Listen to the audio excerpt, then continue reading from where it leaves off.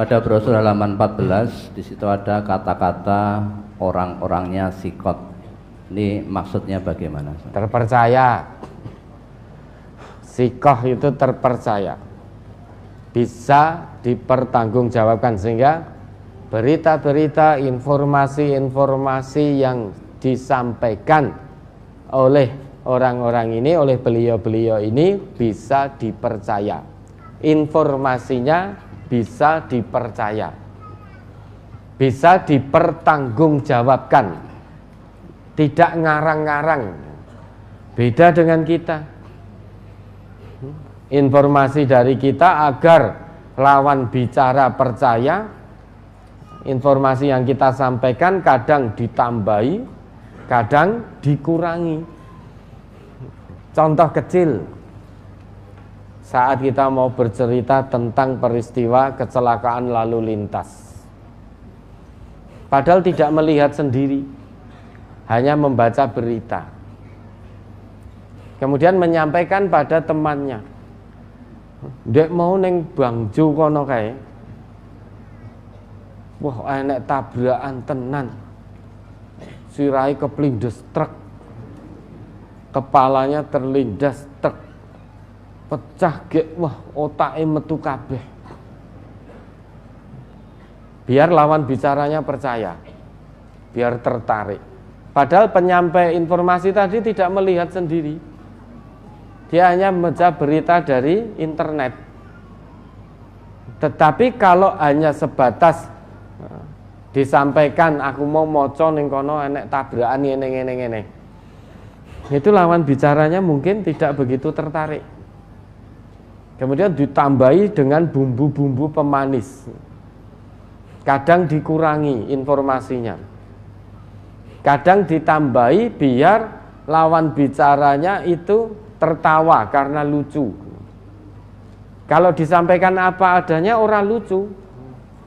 Tidak lucu, maka yang menjadi lawan bicara tidak tertawa. Jadi penyampai berita kaya ya itu loh. Kaya weruh tenan. Seperti melihat dengan mata kepala sendiri. Padahal tidak.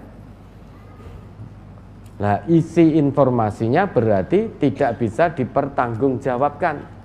Penyampainya tidak sikoh, tidak bisa dipertanggungjawabkan, tidak bisa dipercaya.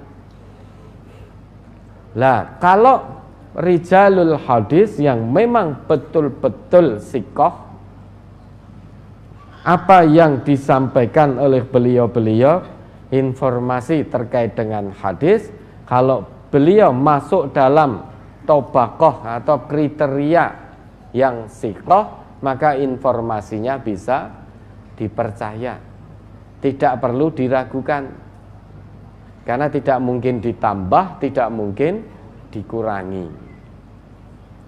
Ya, ada lagi tentang menyuarakan takbir di hari tasyrik dengan bersama-sama. Ini hukumnya bagaimana, Ustaz? Mohon penjelasan. Nah, itu dibaca hadis halaman terakhir itu. Coba dibaca. Tentang takbir setelah salat wajib di hari tasyrik. An Jabir bin Abdullah qala kana Rasulullah sallallahu alaihi wasallam yukabbiru fi salatil fajri yauma arafata ila salatil asri min akhiri ayyamit tasyriki khina yusallimu minal maktubat. Rawahu Daruqutni. Dari Jabir bin Abdullah, ia berkata, dahulu Rasulullah sallallahu alaihi wasallam bertakbir pada sholat subuh hari Arafah, yakni tanggal 9 Dzulhijjah, sampai pada sholat asar akhir hari tasyrik setelah salam dari sholat-sholat wajib. Hadis riwayat Daruqutni juz 2 halaman 49 nomor 27, dhaif karena dalam sanadnya ada perawi bernama Amr bin Syamir. Ya toh, hadis ini dhaif, maka tidak bisa dijadikan hujjah. Selama ini kita melihat, atau mungkin selama ini kita juga sering mempraktekkan ketika habis sholat wajib di hari Idul Adha dan sampai selesai hari tasyrik, setiap salam, habis salam kita bertakbir. Kita bertakbir sampai akhir hari tasyrik, yaitu sampai sholat asar di akhir hari tasyrik. Ternyata hadis yang dijadikan landasan itu dhaif. Karena di dalam sanadnya ada perawi bernama Amr bin Syamir. Dan terkait Amr bin Syamir ini ada yang mengatakan Zaighun kadzab. Amr bin Syamir ini seorang yang menyimpang dan pendusta. Maka bagaimana mungkin seorang pendusta kok hadisnya dijadikan hujjah? Tentu tidak bisa. Dan ada pula yang mengatakan Amr bin Syamir ini mungkarul hadis, hadisnya diingkari.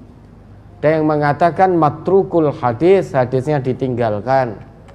Ada yang mengatakan mungkarul hadis jiddan, hadisnya ditinggalkan sekali. Maka tidak bisa dijadikan hujjah. Karena hadis ini dhaif.